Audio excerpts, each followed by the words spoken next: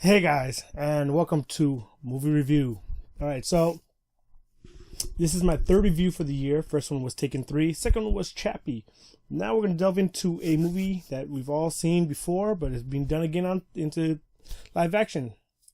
Cinderella. Now, as far as comparison goes wise, it's pretty much almost exactly like the animation. Of course, they did change a few things here and there, which is cool. And it was not as gritty as Snow White and the Huntsman. It wasn't as dark as Maleficent. It wasn't as cartoony as the Snow White and the Seven Dwarfs version, Disney's version. Because remember, there was two Snow Whites. One was Mirror Mirror, which is the Disney version, and then Snow White and the Huntsman. So it's not that cartoony. It's kind of it's a little bounce in between almost. So it was definitely a good movie. I definitely enjoyed it. You had Kenneth Branagh who did the movie, so they talked with more of an accent. They gave it. It was kind of like he did like a period piece, and I think for having Kenneth Branagh do the movie was a brilliant casting choice. I mean, to pick for a director, because I mean he's a great visual director and he knows how to do that. And he does period pieces very well.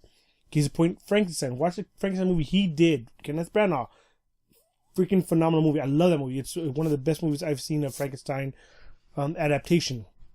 Now, with that being said, this movie was definitely very well done. It stars Haley Atwell. You guys might know her as Captain America's Peggy.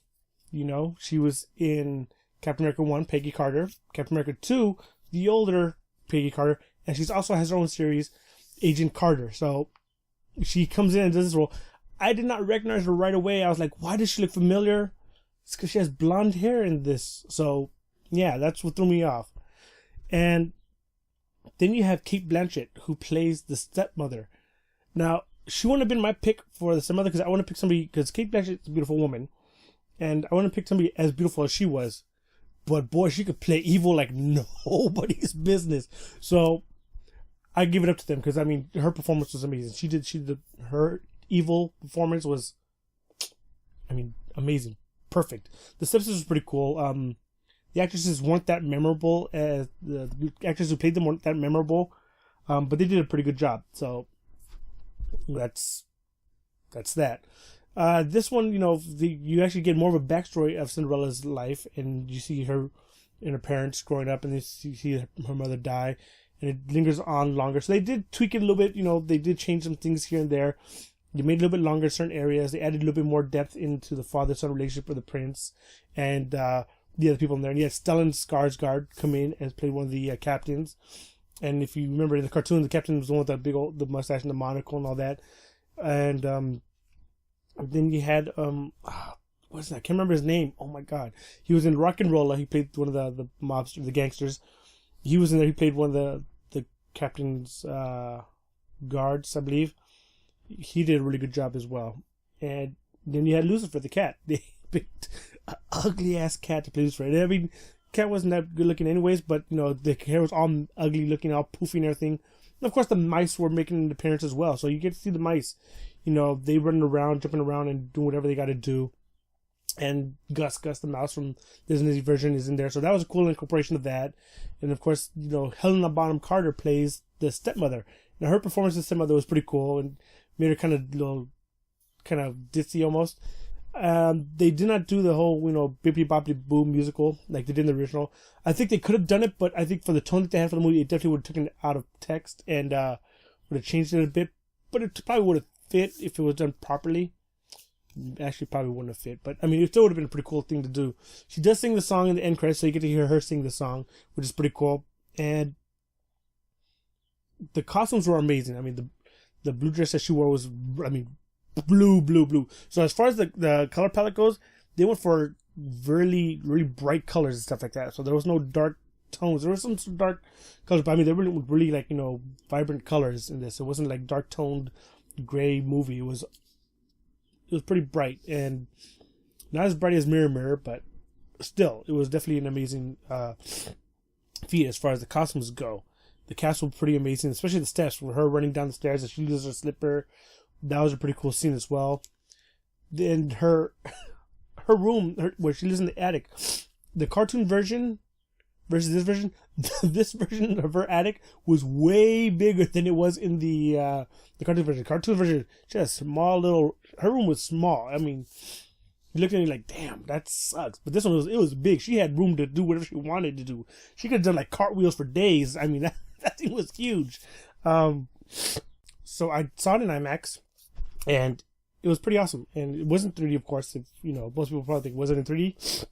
And if you're an AMC member, Stubbs Card member, you guys get a special gift. That is this right here. It's a pin. I'm gonna open this up real quick. I already promised this to somebody else, so if anybody asks, "Oh, can I have it?" I already gave it to somebody. So let's take this off real quick. Ugh. So on the back it says, hold on, yeah, it says Cinderella, and then IMAX and all that stuff like that. And of course, which is pretty cool about this is the stopper is Mickey's head. That's pretty awesome. I mean, that's pretty cool. So yeah, so this is already spoken for. I already told a friend, because a friend of mine, she saw it and she said she loved it. I asked her if she got a pin, and she said she did not, and she was like wondering, what do you mean a pin? So if you're not a Stubbs member, you will not get this pin. You have to be a Stubbs. Oops, got the stopper. You have to be an AMC Stubbs member to get this pin. So if you order 2 tickets, you get 2 pins. So I urge you guys, like I've said before, if you're not a Stubbs member, definitely get it. It's definitely worth getting. I mean, I'm not being sponsored by them, so don't think I'm getting sponsored by them. I'm not. But it's definitely worth getting. Check it out. Because, you know, the upgrades alone for, like, you know, when you order online, your tickets online with Fandango at any AMC, the convenience fee gets waived. You order a small popcorn and you get a medium, or you upgrade to a medium, free. And you're paying for the small size, but you're getting a medium. You upgrade a medium to a large, you're paying for the medium price, but you're getting a large free. That goes with the drinks and for the popcorn. And so, yeah. And also for every 100 you spend, you get $10 that you could use on either concessions or tickets. So, yeah. So I definitely recommend watching this movie if you have not seen it, or if you kind of iffy about seeing it, definitely check it out. You'll enjoy it. It's going to be fun for the whole family.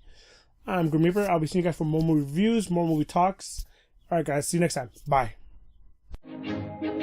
Salagadoola, menchikaboola, bibbidi-bobbidi-boo. Put them together and what have you got? Bibbidi-bobbidi-boo. Salagadoola, menchikaboola, bibbidi-bobbidi-boo. It'll do magic, believe it or not. Bibbidi